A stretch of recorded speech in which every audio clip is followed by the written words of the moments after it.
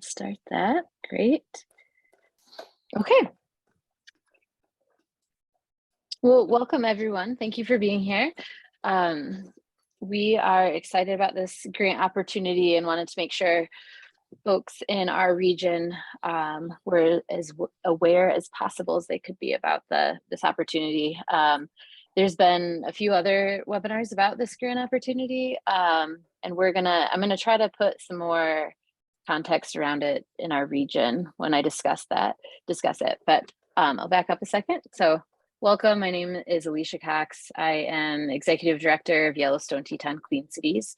We are the clean cities that serves Wyoming, Idaho, and Montana. And Clean Cities is a program of the Department of Energy. We work to advance alternative fuels and infrastructure in the transportation sector. So connecting communities and businesses and stakeholders to funding to deploy charging infrastructure is in a great interest of ours. So thank you for being here to learn more about this program.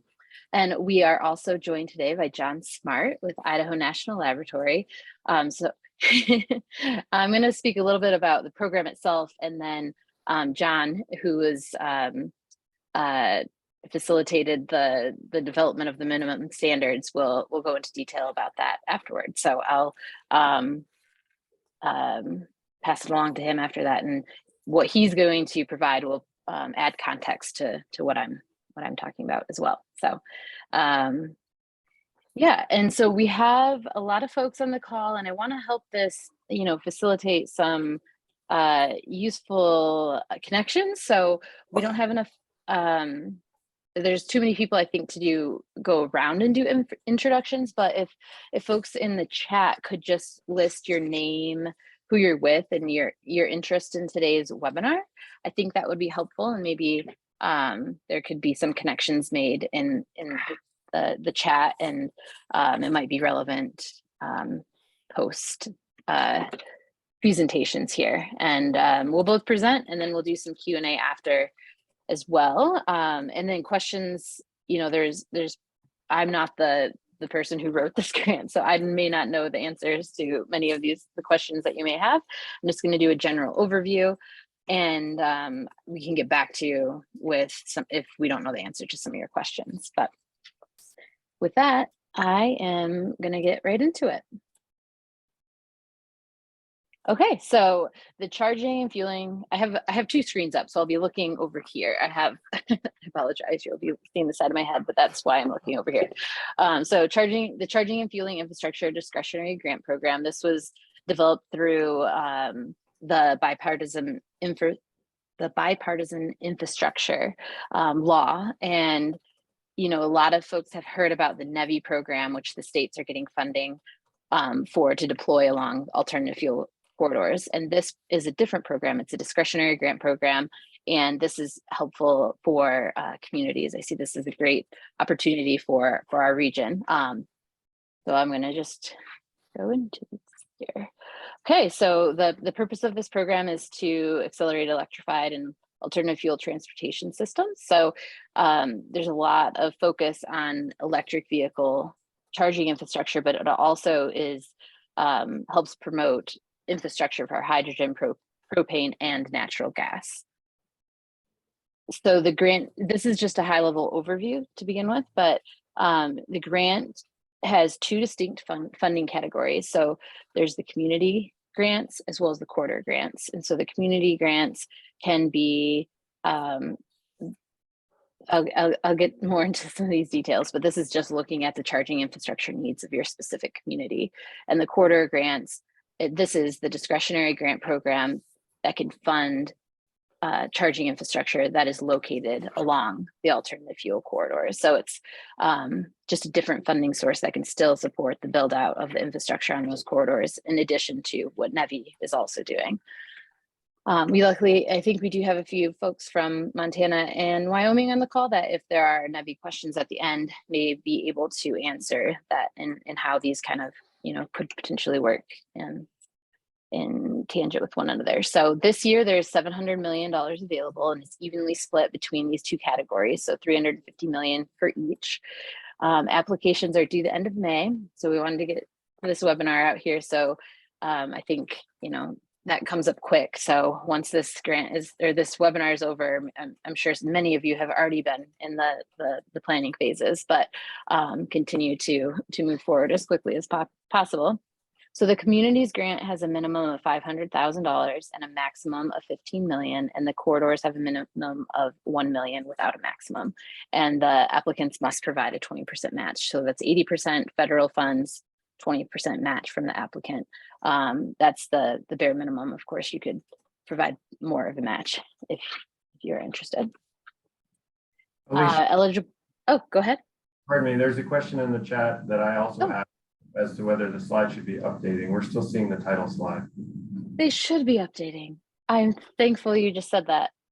I don't know why that's not working. Okay, let's see here. Give me just a minute. Ooh. Now what do you see? Now we see 2 from the side. It looks like yeah, that's really odd. It's showing at an angle like we're looking at it from the side. Interesting. Back out here. Now we see the whole slide. Okay. And is it a different one than you had been looking at? I think it's the same one. Looks like it's slide or page 2. Now grant details, page slide 3. Okay, so this is what I just talked through. I apologize for that. I think I'm presenting from a PDF as opposed to PowerPoint. So that's where I was getting messed up. But yeah, these are all the details that I just talked through, and we can share the slides and the recording with everyone afterward. 20% match.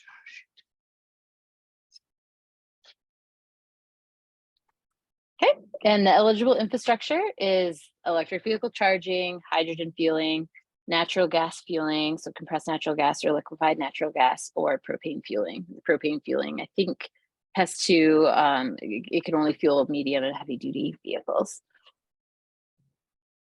So I feel there's a lot of interest in the community grant program. I do have information about the corridor program as well.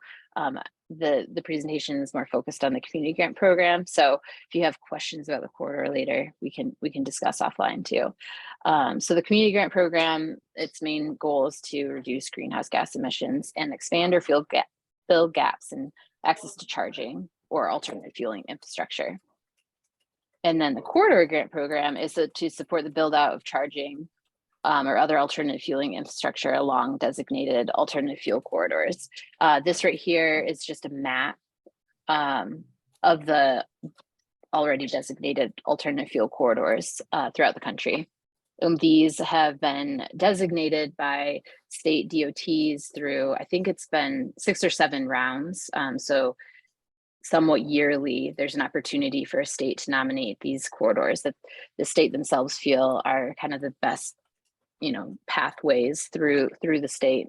Each year, the criteria kind of changes a little bit, but you can see here in Montana, Wyoming, and Idaho, where those corridors are. And you can also see that there's a lot of space between those corridors. So that's where this community grant program comes in. So eligible applicants, this is a list of those who can submit the application for this funding. You'll see, so a state or political subdivision of the state, so a state agency, a metro. I don't want to actually read through all of these, but it's basically a level of state government or some sort of local level government, or a grouping of these. So a state agency could apply on behalf of several communities. Several communities could join together on an application and have one of those communities be the lead. And so if you're not one of these entities that's listed above, you can still participate in this program.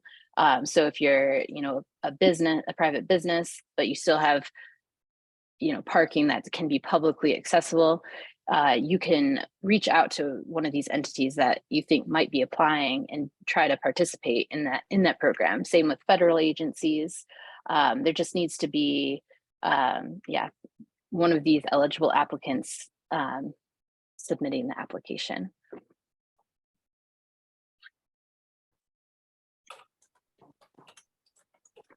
So the community program, the eligible project. So it's, as I was saying, infrastructure that's publicly accessible, charging and fueling infrastructure. And it can be located on any public road or another publicly accessible location, such as parking facilities or at public buildings, public schools, public parks, publicly accessible parking facilities owned or managed by private entity. So it just has to be available to the public. Community eligible project costs. So what can this funding pay for? So it's the actual infrastructure, any related kind of construction, reconstruction, acquisition. There's a couple spelling errors in here, sorry. I'll edit these before sharing. And then also the development phase activities. So that's very useful, I think, for grants like this, that's also included. And another aspect is educational and community engagement activities. So this is doing educational campaigns to consumers, working with dealerships, your utility, to educate the community about the infrastructure that is being added through this grant. And this can not exceed 5% of the grant award amount. Corridor eligible projects costs. So projects must be located along an alternative fuel corridor. It has to be conveniently and safely located and no greater than 5 miles. And you must contract with a private entity for acquisition and installation of eligible infrastructure. Another typo in there. But you can also, in the community program, contract with a private entity, but you don't have to. So that's a difference between these. And so, there's the Department of Transportation did a webinar where they went through kind of every single aspect of the grant, and such as the grant, every component of the grant. So if you want to really get every single thing, you can go back to, we'll do a follow-up email and go back to the link and look at their webinar. Also look at the notice of funding, the notice of funding opportunity, because that has a lot of the details. So I didn't want to just read all of these things, though it does feel like I am doing that to a certain extent, but I wanted to focus in on some things that I thought were relevant and useful for people to think through as you're working to develop a project. So I feel, the project narrative is basically what the project is. So here you need to describe the project location, describe how the project expands communicated-based infrastructure. I don't think that's the right word. How funds will be used on, and then how the funds will be used on various portions of the project. So that previous slide said what is eligible cost. So just include why and where that's going to be. And this is another important aspect. So, if you're thinking about your community, you're thinking about, we need 4 level 2 stations at the middle school. We need four level 2 stations at this really, centrally located park. We need a DC fast charging station at the publicly available parking garage that you have access to downtown. So when you're thinking through these very specific locations within your community, you also have to be considering what the merit criteria for this grant program is. And so they're looking at safety. If you look at the NOFO, there's a report that you have to address on specifically safety with this infrastructure. You have to communicate climate change, resilience, and sustainability, equity, community engagement, and Justice 40. So Justice 40 is an initiative of federal government that this funding announcement falls within. And then workforce development, job quality, and wealth creation, as well as the CFI stands for the Charging Fueling Infrastructure Grants, the acronym, the program vision. So when you submit your application, these are some of the criteria that your application will be, reviewed looking at. So it's not just like these, 8 locations. You have to, in your narrative, really explain how it meets this criteria as well. And so the selection priorities for this grant program, we're fortunate in our states that a lot of our communities are rural, so we hit one of the number one selection priorities. So rural areas, low and moderate income neighborhoods, and then communities with a low ratio of private parking spaces to households, or a high ratio of multi-unit dwellings to single family homes. So there's again, we'll send a link to this, but the DOT, the Department of Transportation, on this grant page has a lot of resources. And so there are mapping tools that will show you these low and moderate income neighborhoods. And then the rural areas are defined as communities with populations of less than 50,000 for purposes of this grant.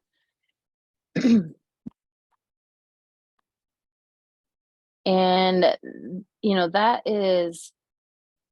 that's all I have. I might come back to this other slide after we hear from John. But I have a couple kind of closing thoughts when we're developing projects for this region. But I'll get to that after we've heard from John. So I'm going to stop my screen share here, and we'll do more questions and answers afterward. But this is, there's a lot more to this in the NOFO. This is kind of high level to get you just really thinking about what they're looking for, and designing where you want your stations and your narrative. So I'll pass it along to you now, John. Thanks, Alicia. It's great to be with everyone. I told Alicia I'm always happy to support the home team. I'm in Idaho Falls working for Idaho National Laboratory, and I've been involved with electric vehicles and charging infrastructure for a long time now. So it's thrilling for me to see this great opportunity that Congress has provided to provide so much funding to deploy charging infrastructure, not only throughout the entire country, but also into our own area communities. And so again, happy to support and help see some of that money come this way. Let me pull up my slides, and as I'm doing so, I'll explain that I recently ended a temporary assignment with the newly formed Joint Office of Energy and Transportation, which was created by Congress in the bipartisan infrastructure law to help administer programs like CFI. And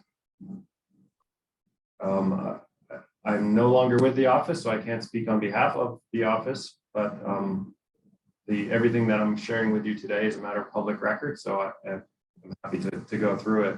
I'll share links, I believe, at the end, so that you can read the document, the appropriate documents yourself, so you don't have to memorize anything that I'm telling you. But can you confirm, Alicia, that my slides are showing? Yep. It's not in presentation mode though. Should be now. All right, so administration was charged by Congress to not only, I don't know.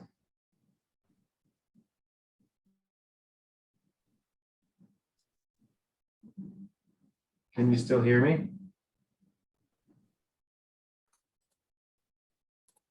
Yep, we can still hear you.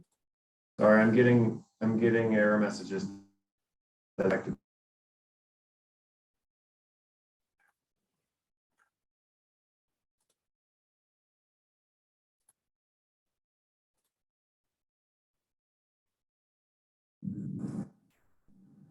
Alicia, would you be willing to pull up the slides I emailed to you and share them? This is the second time that my sharing slides seems to crash Zoom for me for some reason. Oh, interesting. Yeah, I'll pull that up right now.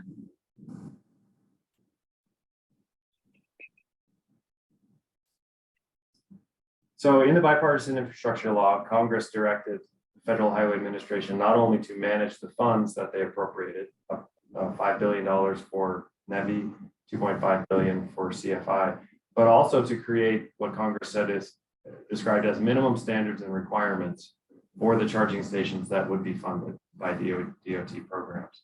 So I will go through a summary of those minimum standards. They have been published in the form of a regulation, or sometimes called a final rule, and they can be found in the Federal Register, as well as the Code of Federal Regulations, for those of you who love to read those sorts of things. In just a moment, you'll see a link, but probably the quickest way to get there is to go to driveelectric.gov, which is the Joint Office website, and go to the technical assistance page. There's a convenient link to the minimum standards in the Federal Register. Yeah. Here's Shane. Hey. Jim, we give you.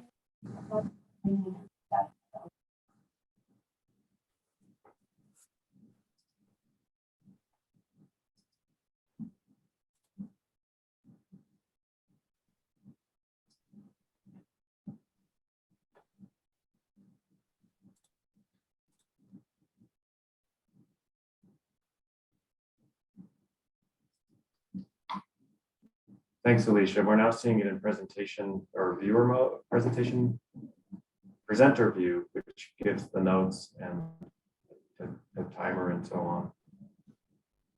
If you get out of slideshow mode, I can show you how to turn off the presenter view. Go up to slideshow, the option at the top, slideshow,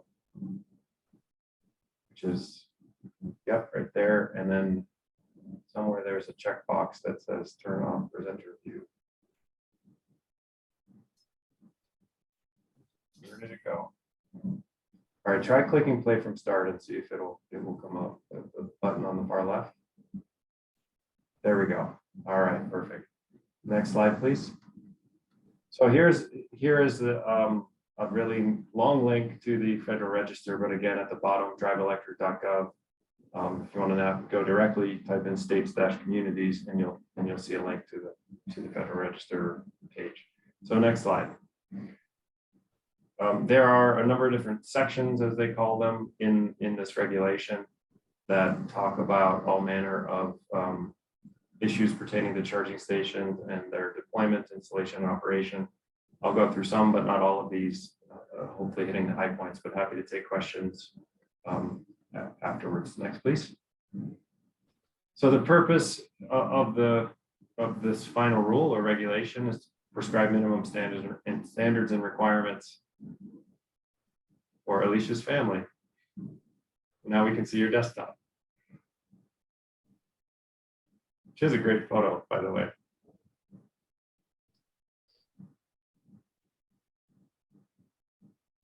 Seems to be stuck.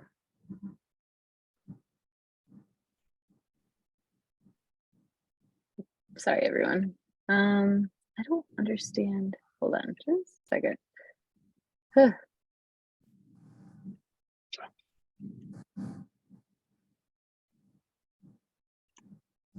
There we go. Okay, almost there. Okay. Perfect, thank you. All right, so I'll try to speed up. These rules apply to not only the National Electric Vehicle Infrastructure or NEVI formula program, which is being administered by states, but also for all other DOT-funded projects that involve charging infrastructure deployment as part of a federal aid highway project, also known as Title 23 projects. Bottom line, pretty much any federal money coming out of DOT for charging infrastructure has to meet these rules, which includes CFI. Next, please. The first section of the regulation includes a number of topics. I'll hit on those in green. Next, please. So the number of charging ports. So first of all, a little bit of terminology. And the terminology that's used by the regulation, which we hope is adopted industry-wide to end the confusion about what's what, is at the highest level, a charging station. That means the entire facility, plaza, or property on which individual chargers are found, right? Charging station in the same way that gas station is used. We know sometimes people refer to the individual metal box thing as a charging station, but no, it's the entire facility. Next level down is the metal box itself, which we call a charger, also known as electric vehicle supply equipment or EVSE. In the picture here, we see 3 EVSE or 3 chargers. And then as a subset of a charger, you have individual ports. And a port is consists of all the components within the EVSE or charger that are necessary to charge a single vehicle at a time. So on the left, you see 2 chargers with 1 cable coming out of those. So there's a single port per a single charger. On the right, you see 1 charger or EVSE with multiple cables coming out that can charge 2 cars simultaneously. So we call that 2 ports. And then the lowest level is connector. Sometimes there can be multiple connectors for a single port, which you see on the far right. And that's done because there are different connector types. I think everyone on this call is well versed in all of that, but just wanted you to know what the lexicon. So charging stations, the whole facility must have at least 4 network connected DC fast charging ports if you're going to use money to install to build charging stations along alternative fuel corridors.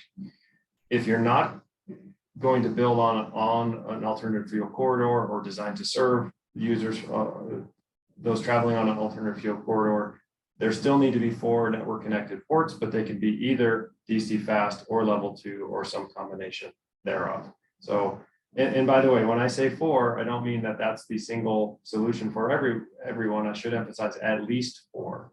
Right, there are many locations in the United States where it would be prudent to install many more than 4 ports. Right, Tesla supercharger stations now have 40, even 60 ports. So don't get too fixated on the number 4, please. But there must be at least 4. Next, the connectors. Each DC fast charging port must be capable of charging any CCS compliant vehicle. I think you know that CCS stands for combined charging system. The profile of which is pictured on the right. Those are the connectors that are on most EVs for sale in the United States today. It is also permissible to install permanently attached CHAdeMO connectors, but only in the first year of the program. And finally, each level 2 charging port must have a J1772 compliant connector, just the top half of the image shown on the right. Next, please.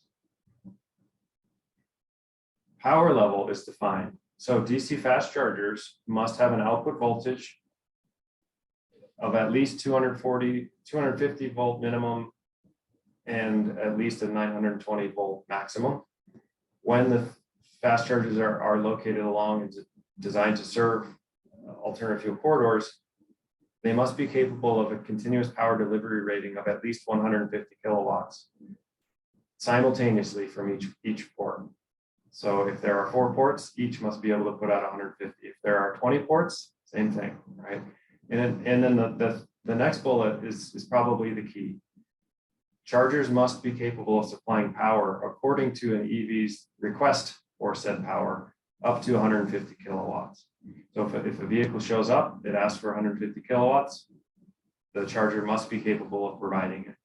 Anything above that, the charger, it's at the discretion of the charging station operator, because power sharing is okay as long as, or for anything above 150 kilowatts. Next slide, please. For AC level 2 EVSE, they must have a continuous power delivery rating of at least 6 kilowatts. So that roughly equates to 30 amps at 208 volts AC as a minimum, as a floor. And it is permissible for AC level 2 chargers to conduct either power sharing across multiple units at the same station, or even participate in smart charge management, receiving an external signal and reducing power, as long as the charging customer consents to accepting a lower power level. Next slide. Availability is defined, or required availability is 24/7 along all fuel corridors. And for all other locations, the chargers must be operational for as long as the site host is operating. Next, please.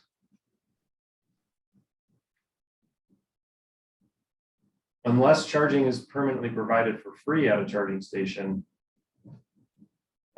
chargers must be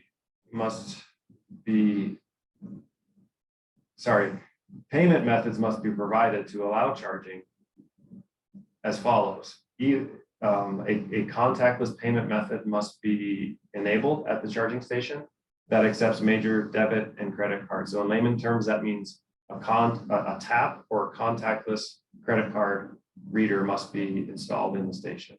Now that contactless reader can also read smartphones and other potentially other devices that have the NFC or our near field communication or RFID communication capability. In addition to the contactless payment requirement, there is also a requirement that the stations either accept toll-free automated phone payment or SMS, meaning text payment methods. Next. A little bit more on payment. It's important that memberships not be required to use the chargers, and then chargers essentially can't discriminate against vehicles, if you will, on the basis of payment method or membership. So that means that charging couldn't be delayed, limited, or curtailed just based on to one user versus in deference to another who is a member. And then finally, it's important that provisions are made to ensure that everyone can use the chargers, including those with limited English proficiency or those with disabilities. Next. Interoperability of electric vehicle charging infrastructure is important, but a little bit complicated topic. But in summary, the communication between vehicles and chargers must conform to the international standard called ISO 15118. Not all vehicles and chargers on the market today can do that. So the Federal Highway Administration is providing 1 year from the date of publication of this rule for companies to comply with or conform with that standard. And the reason that's important is because that standard, ISO 15118, makes possible the feature called plug-in charge, where an EV driver can plug the vehicle in and not have to do anything else, and the charging initiates and pays automatically. It's a very slick feature, and we look forward to that being mainstream. It's the same approach that Tesla uses, for those of you who have used the Tesla supercharger station, although Tesla incidentally doesn't follow that same standard. In terms of network connectivity, or the chargers communicating with the network in the cloud, within a year of publication, meaning next February, chargers must conform to 2 different standards. One's called OCPP, another's called OCPI. OCPP dictates the communication between the charger and the cloud. OCPI communicates from one cloud to another cloud, and that's important for roaming. So if I happen to choose to have a network or a membership on one network, it would allow me to use a different network, but the same payment credential, in the same way that our cell phones roam between infrastructure, but we still only pay one bill to our cell phone provider. And finally, there's a requirement, fairly general, that the charging infrastructure be capable of communicating with the grid through the cloud network provider. Finally, network switching is required. So that means chargers must be designed to securely switch networks or network providers without any changes to hardware. That's to prevent stranded assets. Next slide. I think this is the last one.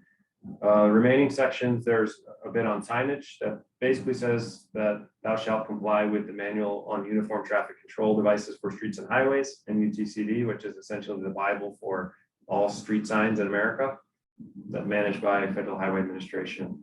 Price transparency. Price must be displayed in kilowatt hours or in terms of dollar per kilowatt hour within a year, and the price needs to stay fixed during a session. It is okay to have time of use rates at the point of use at the charger, but once the charge starts, it can't change in the middle. Reliability is addressed in the form of uptime. So chargers must be considered up or operational greater than 97% of the time. So that equates to an allowance of 11 days of downtime in a year, if you multiply the number of hours or days in a year times 3%. And third-party data sharing is also a requirement. That data about chargers must be shared publicly via an API or application programming interface for free. And the specific data parameters are identified, but in summary, it's the point of this is to allow app developers to show charging stations in mapping apps with information about what's at the station, as well as the real-time price and availability or status of the chargers. Continuing in the data theme, some programmatic data is required. So those receiving funding in either NEVI or CFI or other DOT programs must submit data on a quarterly, annual, one-time basis, which is not unusual for these kind of funding programs. And then finally, of course, stations must be ADA compliant or accessible to those with disabilities. Next slide, please. If you have any specific questions about the rule, first I'd recommend that you read it and read the actual rule. But Gary Jensen and Don Horan at Federal Highway Administration are the official points of contact. I worked closely with them while I was at the Joint Office. They're both great, and they are available to answer the hard questions about the rule that I'll pass to them. And that concludes my presentation. Thank you, John. That was great and very useful and helpful as we think about the actual chargers that will be part of these projects. And we're very thankful that you are a part of our home team here in our region, and appreciate you taking the time to present that. I think that's going to be useful for people, and I'm glad we recorded this because we can share this as we have questions between now and the end of May. So I guess with that, I'll check the chat to see if we do have some questions. Yeah, Alicia, it's Jesse from YDOT. Could I just, yes. yeah, can I just clarify something in the NOFO? Go ahead. If you look at page 6, just want to clarify that EV charging on the corridors has to be within 1 mile of the interstate. So all other alternative fuels is 5, but EV charging is 1. And that's probably a pretty significant item for folks to notice, because that's challenging in our NEVI program, so it'll probably be challenging in the corridor grant program. Right. Yes, I appreciate you mentioning that. I apologize for causing any confusion, so thank you. Okay, so for the community grants, if you own a private parking lot for your business that the public can access, can that lot qualify as a place for EV stations? Yes, I believe it can, as long as that's identified by the applicant that it's a location that is useful for the community and useful for or within 1 mile of the corridor, depending on which type of application that you are on. So yeah, let's see.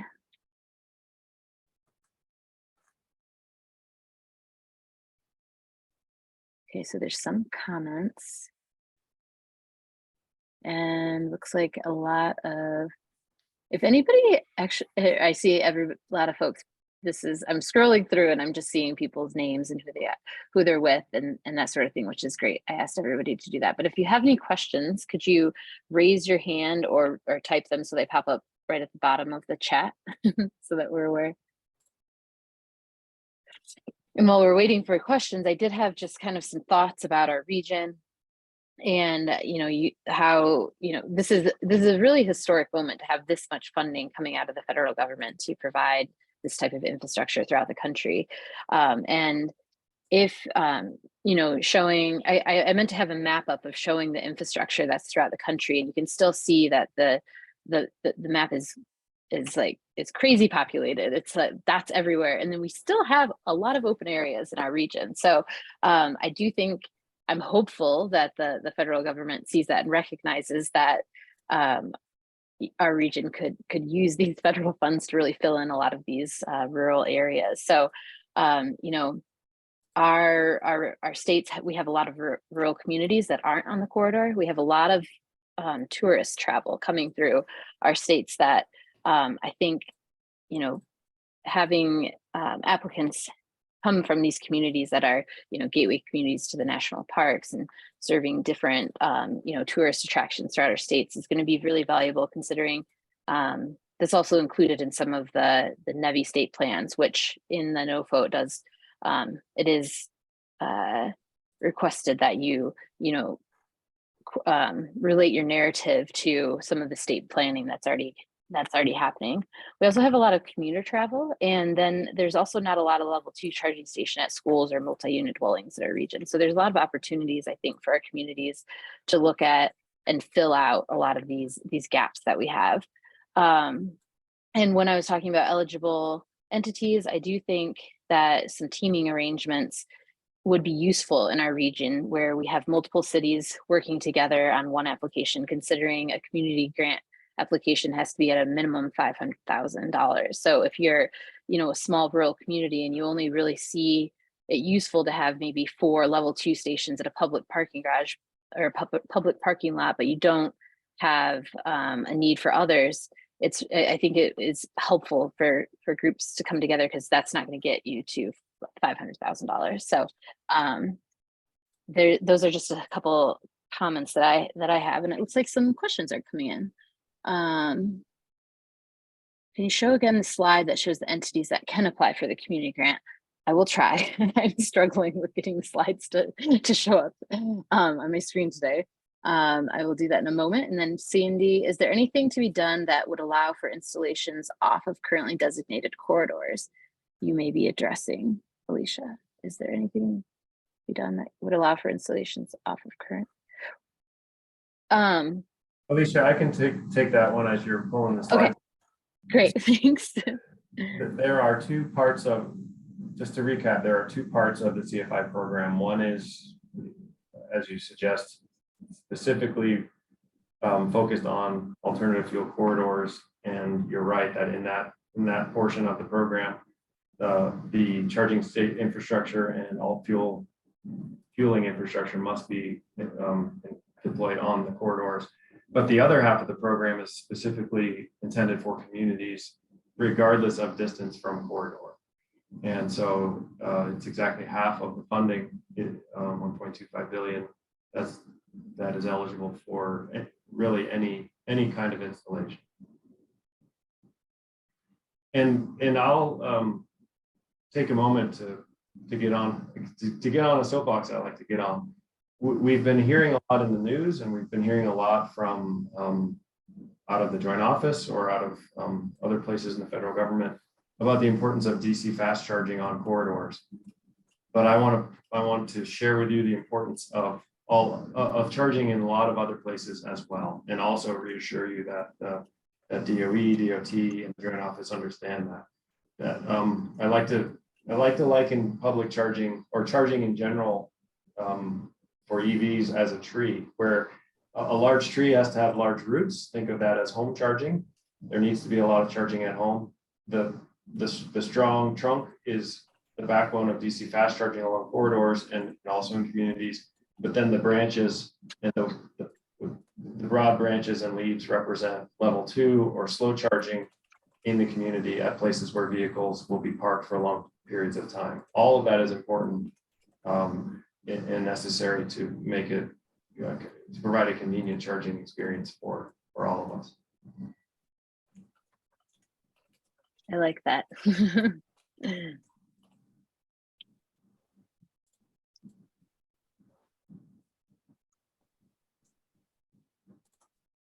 All right, are there other questions out there? Is everyone excited to get to work on this grant opportunity? I hope so. I can add another, and my words are failing me. I'll share one more thing, and that is that if you haven't noticed it already, there's priority given to applications that are targeting this communities that are disadvantaged in one way or another, or perhaps better said, underserved. In rural areas, definitely are considered in the current administration's eyes as underserved areas. So just because we're out west and off the beaten path, don't take that as don't be discouraged and think that we won't get any attention. The fact that, in fact, we should do the opposite. We should play up the fact that we are in a rural area where it's harder for people to own EVs or other all-fuel vehicles, and therefore we need more support. So just to back up what Alicia was saying earlier. So go for it. Yes, I completely agree with that point you just made. I think they should be taking a good look at our region. Michelle says, do you know of a list of current entities that are looking to pair up? I am aware of some communities that are applying and interested in applying. I don't necessarily have like a whole list to share, but I do think if there's anybody on this call and you want to let us know on the chat, you could share that. And then I'm not sure, I feel that Jesse with Wyoming, you all were working on some sort of list, but I know you needed approvals and I'm not sure where that stands. Do you have any update on that? Yeah, they're building the program right now. Hopefully we get a test version of it in the next week or two. And then after that, it'll go live. It'll be on our website and it'll allow folks to sign up, voluntarily sign up. It'll just be a hosted site where you'll voluntarily sign up with what you're interested in and then provide your contact information, and then other people can use that site to connect with folks who are interested in either hosting or supplying the technology associated with it. Okay. All right. Maybe if I'm going to be aggressive, a month, but at the speed of state government, you know how that goes. Yes. Yeah. And Michelle, how about I reach out to you after this call too? You're in Idaho Falls, so perhaps the Wyoming database might not be as useful, but it could be to a certain extent.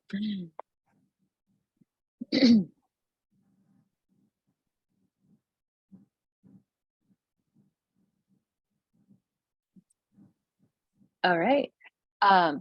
Well, I will, just let you know, Yellowstone-Teton Clean City is as an entity, we do a lot of education and outreach. So there is that 5%, aspect of the grant that can go towards that. So if you need to have a community partner or looking for that, we can work with you on that. We'd love to. If you need support on writing your grant, let us know. We want to be a resource. There's the, greenhouse gas emissions calculations. There's the mapping tools. We can walk you through that sort of thing. So if you have, after this call, review some of these things, look at the NOFO further and want support, let us know. We've also done some community electric vehicle charging station community engagement workshops. We recently had one in Idaho Falls a couple weeks ago. We've done one in the town of Jackson. We can continue to do that if you want to have great, public engagement and that sort of thing. So just want to let you know some of the things that we can offer to you all. And then, looks like we have another question. Have the corridor locations been selected already? Yes, those are designated somewhat yearly through the state departments of transportation nominate these, and then they're approved by the federal government. I can also share the link to the information about that. I had the map pulled up earlier. Can we be informed of the locations so that we can plan for chargers and other locations using? Yes. So the map is included in these slides that I'll share, and then I'll share links to that program so you can look and navigate on that map a little more further, because it's a nice interactive, GSI. Alicia, Karen may be asking whether the charging station locations that will be funded through NEVI along corridors have already been identified, so that applications to CFI can target other locations. Yeah, the exact charging sites. I know that Idaho Transportation Department has a map that they've publicized on potential locations. That was several months ago now. So I don't know if they're updating that as they refine their plan. But I suspect I'm sure that at least some version of that map is available in Idaho. I have a visual of that map on my mind. I'll share that out. And yeah, sorry for misunderstanding. More questions are coming in now. Time frame and deadline. The grants are due by the end of May. I think it was May 30th. Our team at Shell Mobility, Shell Recharge Solutions is happy to set up a time to chat. Okay, so this is an offer. And there is her information. Great. Okay, thank you for these. And then also, I don't want to forget to mention some other events that Yellowstone-Teton Clean Cities has coming up here. We do 2 in-person stakeholder meetings a year, usually in May and one in the fall. And our May stakeholder meeting is May 11th. It's in Three Forks, Montana at Bridger Brewing. It's from 1 to 5 in the afternoon. We're still solidifying the agenda, but there'll be a panel of EV charging infrastructure. We'll discuss some other fuels and again, talk about funding opportunities. So we hope that you could join us in person. That would be wonderful. And then this week we will be in Idaho Falls this Thursday from 4 to 6. And is Basil still on? I just lost the name of the location. It was on the tip of my tongue. Yeah, I'm still here, Alicia. It's at where are we meeting? Snow Eagle Brewing, which is right on the Greenbelt across from the falls and right off Broadway. Okay, we'll be there from 4 to 6. So it'll be pretty informal. We'll have some appetizers and just want to meet some folks that are in Idaho Falls that we can, work with and connect with. And then next Thursday, we also have a sustainability series located in Jackson, Wyoming at the library. And that's going to be doing an overview of an amendment that we proposed and recently passed to require charging infrastructure at new buildings. And we'll get into the details of that and provide some resources there. So those are a few of our upcoming events, and we hope that you'll join us for some of those. Great. Well, thank you, John, for taking the time to meet with us again. I really appreciate it. I really appreciate it. And yeah, we hope to be hearing from some of you all for, some interest in providing or applying for these grants. So thanks for being here, and we'll share out a lot of resources shortly after this. So thank you. Go team. Yeah. Yeah, very informative. Thanks to everybody. Thank you, Basil.